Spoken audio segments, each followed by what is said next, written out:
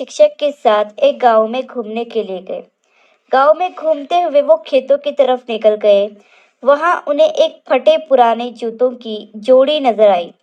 ऐसा प्रतीत हो रहा था कि वह जूते एक किसान के हैं, जो शायद उन खेतों में काम कर रहा है। एक छात्र को मस्ती सूझी। उसने अपने शिक्षक से कहा, शिक्षक जी, अगर आपकी अनुमति हो तो मैं इन जूतों को छुपाकर उस आदमी की प्रतिक्रिया देखना चाहता हूँ। शिक्षक ने मुस्कुराते हुए कहा, अपनी खुशी के लिए किसी को परेशान करना बहुत ही गलत बात है। अगर तुम कुछ करना ही चाहते हो तो दूसरों को खुश करना सीखो, दूसरों की सहायता करना सीखो।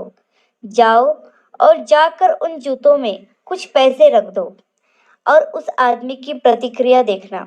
उस बच्चे ने दूसरे छात्रों और शिक्षक से पैसे लेकर साथ ही अपने भी कुछ पैसे डाल करके सारे पैसे मिलाकर उस आदमी के दोनों जूतों में रख दिए। उसके बाद सारे छात्र और शिक्षक झाड़ियों के पीछे छुप गए।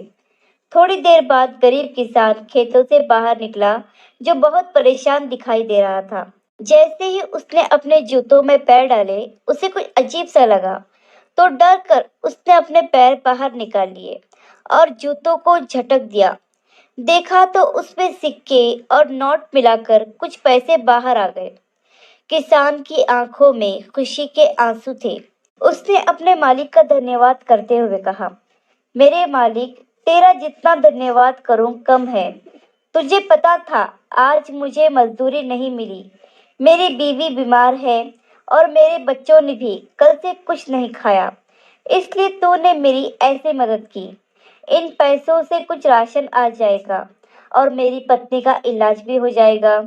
जिस किसी ने भी ये पैसे रखे हैं तो उसकी हर मनोकामना पूरी करना। तेरा बहुत बहुत धन्यवाद। शिक्षक और बच्चों ने जब उस आदमी की बातें सुनी तो उनकी आंखों से भी खुशी के आंसू बहने लगे कि आज वो किसी के काम आए।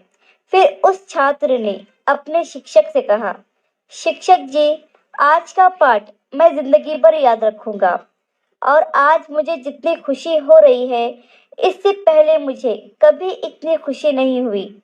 और आगे भी मैं इस बात को ध्यान में रखूंगा कि मैं किसी न किसी तरह से किसी के भी काम आऊं और सबको खुशियां बांटूं।